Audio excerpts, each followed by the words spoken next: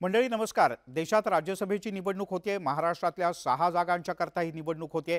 पण यावेळची निवडणूक पूर्णतः बिनविरोध आहे। महाआघाडी आणि महायुती यांनी आपापले उमेदवार जाहीर केलेत।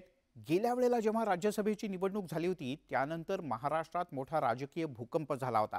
पण त्याच्या बरोबर विरुद्ध ही निवडणूक आहे। यावेळेला निवडणूक शांततेत आणि बिनविरोध होते। आता राजकीय पक्षांनी जे उमेदवार दिलेत ते कोण कोण आहेत आणि तेच उमेदवार का बरं निवडले? कारण प्रत्येक जागेकरता वेगवेगळे पर्याय होते आणि काही जागांच्या करता पर्यायच नव्हता। आपण पाहूयात, सुरुवात करूयात महायुतीच्या उमेदवारांकडून। महायुतीचा पहिला उमेदवार आहे अशोक चव्हाण, राज्याचे माजी मुख्यमंत्री, काँग्रेसचे दिग्गज नेते। अशोक चव्हाण यांची निवड करण्याचं सगळ्यात महत्त्वाचं कारण आहे ते म्हणजे नांदेड लोकसभा मतदारसंघ आणि त्याला जोडले गेलेले अन्य 3 जिल्ह्यांमधले विधानसभा मतदारसंघ। या सगळ्यावर अशोक चव्हाण यांचा मोठा प्रभाव आहे, त्यांना मानणारा एक खूप मोठा वर्ग आहे आणि म्हणूनच मराठवाड्यातलं सगळ्यात मोठं नेतृत्व असलेल्या अशोक चव्हाण यांना पक्षात आल्या आल्या लगेचच दुसऱ्या दिवशी भारतीय जनता पक्षानं राज्यसभेचं तिकीट देऊन टाकलं। जरी अशोक चव्हाण म्हणत असले ना की मी काही या जागेची मागणी केली नव्हती, पण तरी सुद्धा भाजपची पण काही प्रमाणात मजबुरी होती आणि अशोक चव्हाण यांची सुद्धा। तर मराठवाड्यातलं सगळ्यात मोठं नेतृत्व असलेल्या अशोक चव्हाण यांचा नांदेडसह अन्य 2 जिल्ह्यांमध्ये मिळून एकूण 9 विधानसभा मतदारसंघांवर प्रभाव आहे। भाजपचं टार्गेट आहे ते 45+ जागांचं लोकसभेकरता आणि यासोबतच आगामी विधानसभेचे गणित सुद्धा भाजप आत्तापासूनच मांडतोय आणि म्हणून या लोकसभा मतदारसंघाशी जोडल्या गेलेल्या आणि अशोक चव्हाण यांचा प्रभाव असलेल्या एकूण 9 विधानसभा मतदारसंघांचं गणित करून अशोक चव्हाण यांची राज्यसभेकरता निवड करण्यात आली। अर्थात नांदेडची लोकसभा जिंकायची असेल तर अशोक चव्हाण यांच्याशिवाय पर्याय नाही। हे 2014ला सुरू झालं होतं, कारण मोदी लाटेत अशोक चव्हाण निवडून आले होते। नंतर जरी त्यांचा पराभव झाला असला तरी आता मात्र पुन्हा एक जे अंतर्गत सर्वेक्षण करण्यात आलं आहे, सूत्रांची अशी माहिती आहे की लोकांनी अशोक चव्हाण यांनाच पसंती दिली। आता अशोक चव्हाण यांची अडचण होती आणि भाजपची अडचण होती, त्यामुळे दोघांची यात सोय झाली। त्यामुळे अशोक चव्हाण यांचं नाव सहजपणे समोर आलं आणि त्याला मराठवाड्यात नांदेडमध्ये आणि भाजपमध्ये कोणीच विरोध करण्याचं काही कारण नव्हतं। भाजप आणि महायुतीच्या दुसऱ्या उमेदवार कोण आहेत ते आपण पाहूया। मेधा कुलकर्णी। मेधा कुलकर्णी या भाजपच्या दुसऱ्या उमेदवार आहेत। पुण्यामध्ये राहणाऱ्या मेधा कुलकर्णी अनेक वर्षांपासून भारतीय जनता पक्ष आणि राष्ट्रीय स्वयंसेवक संघाचं काम करतात। काय वैशिष्ट्य आहेत म्हणून मेधाताईंना उमेदवारी दिली राज्यसभेची, त्यावर एक धावती नजर टाकूयात। राष्ट्रीय स्वयंसेवक संघाच्या कट्टर कार्यकर्ते आहेत। गेल्या अनेक पिढ्यांपासून त्यांच्या घरात सगळेच जण राष्ट्रीय स्वयंसेवक संघाचं काम करतात। संघ परिवारात त्यांचं मोठं वजन आहे, सगळ्या कार्यकर्त्यांशी मोठा संपर्क आहे। आणखीन 3 महत्त्वाचे मुद्दे आहेत तेही आपण समजून घेऊयात। भाजपचा ब्राह्मण चेहरा ही मेधा कुलकर्णी यांची महत्त्वाची ओळख आहे। पुण्यात ब्राह्मण बहुल अशा मतदारसंघाचंच त्या प्रतिनिधित्व करतात। मागच्या वेळेला चंद्रकांत पाटील यांना उमेदवारी देण्यात आली आणि मेधा कुलकर्णी यांना डावलण्यात आलं आणि त्याची मोठी नाराजी त्यामुळे निर्माण झाली होती, कार्यकर्त्यांमध्ये होती, ब्राह्मण मतदारांमध्ये होती आणि त्याचा फटका बसला होता चंद्रकांत दादांना उमेदवारी दिल्यामुळे। आणि त्यामुळे लोकसभा निवडणुकीत जी पोटनिवडणूक झाली त्यावेळेला भाजपला पराभव स्वीकारावा लागला होता आणि काँग्रेसचे रवींद्र धंगेकर इथून निवडून आले होते आणि त्यामुळे गेल्या वेळची चूक सुधारण्याचा प्रयत्न भाजपनं केला। ब्राह्मण मतदारांची नाराजी यावेळेला ओढवून घेऊन चालणार नाही असं म्हणत लोकसभा निवडणुकीच्या आधीच मेधा कुलकर्णी यांना राज्यसभेची उमेदवारी भाजपनं देऊन टाकली आणि ब्राह्मण मतदारांनाही खुश केलं आणि आपल्या वर्षोनवर्षाच्या असलेल्या कट्टर कार्यकर्त्यांचंही समाधान करण्याचा भारतीय जनता पक्षानं प्रयत्न केला। त्यामुळे मेधा कुलकर्णी हे एक भाजपच्या गोटातलं एक महत्त्वाचं नाव ज्यांनाही राज्यसभेचं तिकीट देण्यात आलं। पुढचं नाव आहे तेही महत्त्वाचं नाव आहे आणि ते म्हणजे डॉक्टर अजित गोपछडे। अजित गोपछडे हे नांदेडमधलेच आहेत, ज्या नांदेडमधून अशोक चव्हाण येतात तिथलेच आहेत। पण भाजपचे उमेदवार असलेले डॉक्टर अजित गोपछडे हे त्या अर्थानं मराठवाड्याच्या बाहेर फार लोकांना माहिती नसलेलं नाव आहे। पण गोपछडे यांची वैशिष्ट्ये काय काय त्यावर एक धावती नजर टाकूयात। अगदी लहानपणापासून राष्ट्रीय स्वयंसेवक संघाचं काम डॉक्टर अजित गोपछडे यांनी केलेलं आहे. तरुणपणामध्ये संघाचं काम केल्यानंतर त्यांनी अखिल भारतीय विद्यार्थी परिषदेचं सुद्धा काही काळ काम केलं होतं आणि ज्याला म्हणतात ना संघ परिवारात की त्यांचा बेस पक्का आहे संघाचा कार्यकर्ता असल्यामुळे.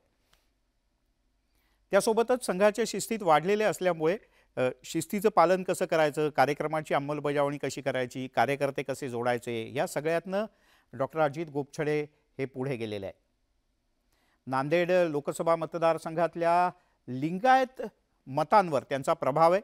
भारतीय जनता पक्षाचे कार्यकर्ते म्हणून त्यांनी यापूर्वी शहरात, जिल्ह्यात, विभागात वेगवेगळ्या जबाबदाऱ्या यशस्वीपणे पार पाडलेत आणि ते लिंगायत समाजाचं प्रतिनिधित्व करतात, उच्च शिक्षित आहेत आणि त्यामुळे एक मोठा फायदा लिंगायत समाजावर एक मोठा प्रभाव टाकण्याकरता म्हणून त्यांची निवड करण्यात आली.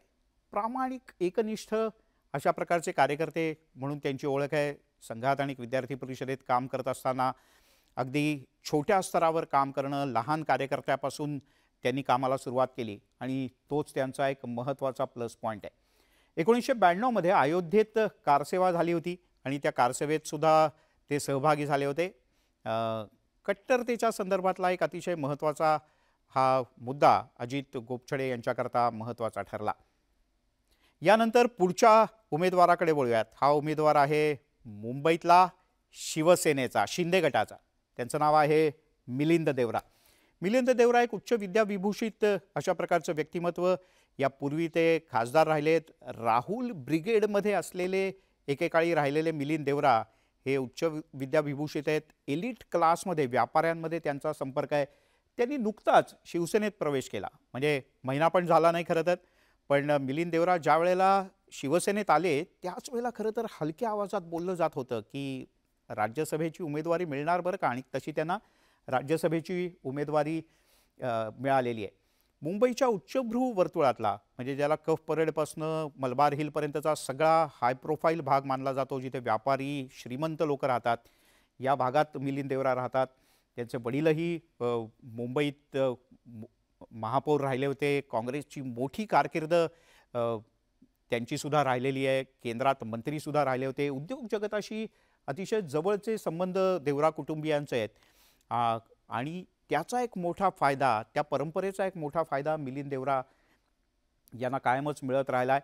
दक्षिण मुंबईत शिवसेनेच्या वाढीसाठी ते महत्त्वाची भूमिका बजावू शकतात. अरविंद सावंत यांच्यासारख्या शिवसेनेच्या हार्डकोर कार्यकर्त्याचं आव्हान त्यांना पेलायचं आहे लोकसभेच्या करता, आणि लोकसभेत किती फायदा त्यांना मिळवता येऊ शकेल त्यांचा, याचा नेमका अंदाज नाही, कारण ते मास बेस लीडर नाहीत. आणि म्हणूनच क्लास बेसच्या करता मिलिंद देवरा यांची निवड ही शिवसेनेनं केले.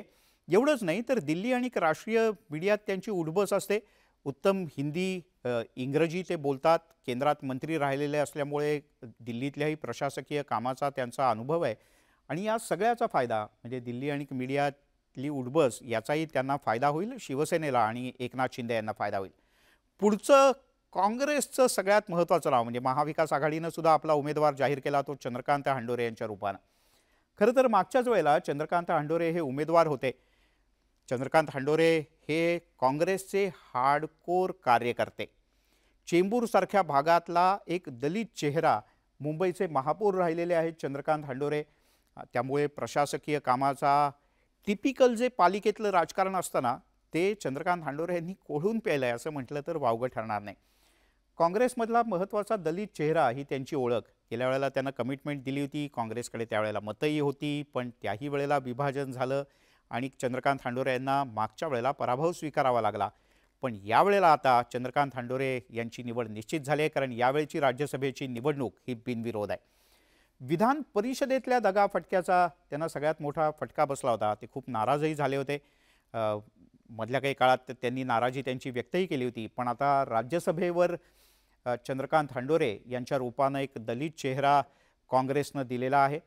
दलित समाजामध्ये खूप पॉझिटिव्ह संदेश देण्याच्या दृष्टीने एकीकडे प्रकाश आंबेडकर यांचं आव्हान उभं राहत असताना चंद्रकांत हंडोरे यांना खासदार करणं हे काँग्रेसकरता महत्त्वाचं होतं. यानंतर वळूयात पुढच्या चेहऱ्याकडे. प्रफुल्ल पटेल. अखेर उशिरा का होईना पण राष्ट्रवादी काँग्रेसनं आणि अजित पवार यांनी निर्णय घेतला आणि प्रफुल्ल पटेल यांची राज्यसभेकरता उमेदवारी जाहीर केली. पण मंडळी, तुमच्या माहितीकरता सध्या सुद्धा प्रफुल्ल पटेल खासदार आहेत राज्यसभेतले. त्यांची टर्म संपायची आहे. साधारणपणे अर्धी टर्म त्यांची बाकी आहे. पण तरीसुद्धा पुन्हा एकदा प्रफुल्ल पटेल यांचीच निवड का झाली आपण पाहूयात. अजितदादांच्या बंडातले अतिशय महत्त्वाचे शिलेदार म्हणून प्रफुल्ल पटेल यांच्याकडे पाहिलं जातं. याशिवाय प्रफुल्ल पटेल यांची आणखीन काही वैशिष्ट्ये आहेत. जेवढे ते अजितदादांचे विश्वासू आहेत तेवढेच ते शरद पवार यांचे सुद्धा यापूर्वी विश्वासू राहिलेत. उद्योग जगताशी अतिशय जवळचे आणि घनिष्ठ संबंध आहेत. फिकीसारख्या वेगवेगळ्या संस्थांवर सुद्धा त्यांनी काम केलेलं आहे. दिल्लीच्या वर्तुळात अतिशय चांगली पकड आहे. केंद्रात मंत्री राहिलेले आहेत प्रफुल्ल पटेल आणि त्यामुळे त्याचाही मोठा अनुभव त्यांना आहे. पडद्यामागून सूत्र हलवणारा अजितदादांचा सगळ्यात महत्त्वाचा चेहरा म्हणून प्रफुल्ल पटेल यांना म्हणावं लागेल. आणि घरातला कोण, दुसरा कोण याच्यापेक्षा हक्काचा माणूस द्यावा म्हणून प्रफुल्ल पटेल यांची निवड अजितदादांनी केलेली आहे. आणि केंद्रातला मंत्रिपदाचा तर अनुभव त्यांचा आहेच, तो सुद्धा अत्यंत महत्त्वाचा आहे.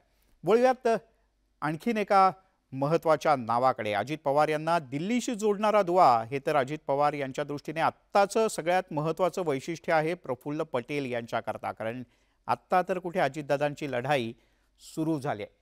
सर्व पक्षात असलेली मित्रमंडळी हा सुद्धा प्रफुल्ल पटेल यांचा एक खास प्लस पॉईंट. त्यांचं स्मितहास्य अनेकांना आपोआप खिशात टाकून जातं. तेव्हा मंडळी, राज्यसभेसाठीची ही महाराष्ट्रातली निवडणूक यावेळेला बिनविरोध होतीये. या सगळ्यांना त्यांच्या कारकिर्दीसाठी खूप साऱ्या शुभेच्छा. त्यांच्या निमित्तानं महाराष्ट्राचं निश्चित भलं होऊ दे.